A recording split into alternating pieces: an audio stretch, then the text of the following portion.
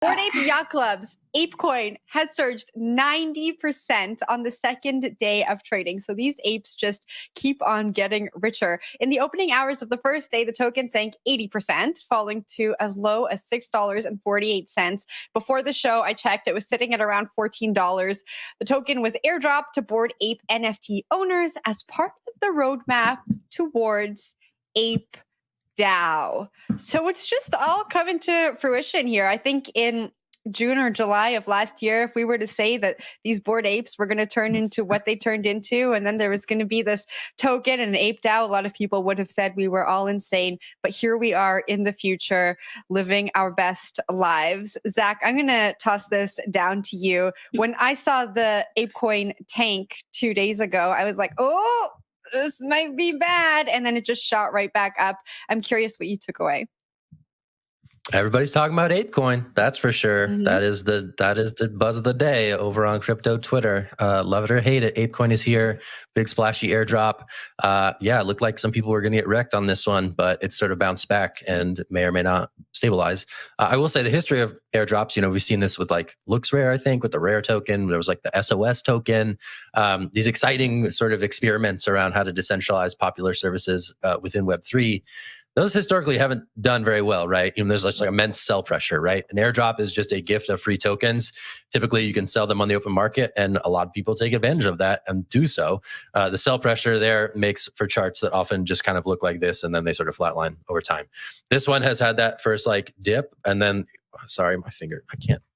I'm too dumb. I don't know where my finger is. Anyway, it had a dip and then it went back up, and we'll see what happens. It might go back down and then be one of those long tail assets that doesn't do anything. It might be something that sustains attention, energy, hype for at least the near and medium terms. But time will tell. It's been funny to watch this one. We were doing some reporting this morning. Our colleague Lila was looking into it. There was a free to play game that went play to earn and incorporated Ape as the token through which it was going to do that. So there's some thinking that maybe the speculation of future use cases is what's driving some of this price resurgence. Again, time will tell to see if that's actually the case. But for now, at least, there are people who are excited about receiving a pretty large airdrop of tokens, and whether it's something that lasts and has legs. History doesn't usually support that, but this one could be different, and we'll see if Bored Ape Yacht Club, which is really that first, maybe not first, but first token riding that momentum of like NFTs in the zeitgeist. We'll see what this looks like and whether or not it sort of materializes into anything resembling an actual governance token. David, I'm going to toss it to you though. So, Zach, I'm going to ask you a question based on what you just said. Boy. What do you call an asset issued by a company whose value is based on the expectation of future use cases, in your words? Oh, I'm not saying it. I'm not saying it. I'm not doing that. Gary Gensler, don't listen to this part. Don't listen. Yeah. So I have no idea what sort of legal framework they issued this token under. I'm sure that there is some complexity under the hood there. But one of the things that occurred to me is, I don't know if anybody remembers Uber, but Uber basically went into these markets where it was illegal and then operated under the radar long enough that people got used to it. And then when regulators came after them, they actually marshaled their customers to fight back against the regulators. This feels to me a lot like an Uber moment, intentionally or not, strategically or not, because if the SEC comes after the Bored Apes, it's not going to go well for the SEC. I'll tell you that right now, because that's a group of extremely vocal, extremely committed, I won't comment on their mental state, but in some cases influential, Jay-Z, et cetera, et cetera. Zach, sorry, you want to jump in before I continue ranting? No, I mean, I think that's a great analog, right? I mean, Uber bent like local livery regulations to its will, right? And this may or may not happen with digital assets. But crypto for a long time has really benefited from flying under the radar and avoiding some of those fights that historically they have not been able to win.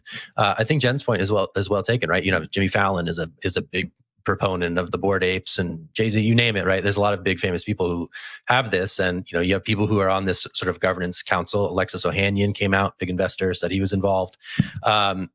It's going to be really interesting to see, right? I mean, when this launched, Bored Ape Yacht Club went to great lengths to like remove itself from the entity issuing this token, right? This was like totally a thing that Ape DAO was doing. It wasn't Bored Ape Yacht Clubs. It wasn't parent company Yuga Labs. It was like this thing, right?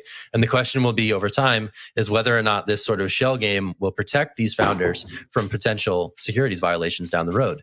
And just given how like slow the SEC moves, you know, I think we're still in that era where the SEC is like catching up to the shady actors of the ICO days. And what is that, like 4 years ago now? 3-4 years ago? 6 years ago. Again, I'm really curious what it's going to look like, you know, in legal time. This whole era that we're seeing around DAOs, around airdrops, all this stuff is going to get really interesting in a few years when I don't know what it's going to be. I don't know what the catalytic moment will be, but it's going to be interesting to look back on this time and see what who lawyered up correctly and who didn't. But yeah. I'll tell you what's going to happen based on experience. Yuga Labs is going to pay like a $30 million fine to the SEC. And by that time, they're going to have a market cap of about 40 billion. So yeah, that's what's going to happen. I'll tell you right now. Ooh, exactly. Block one playbook. You'll love to see it.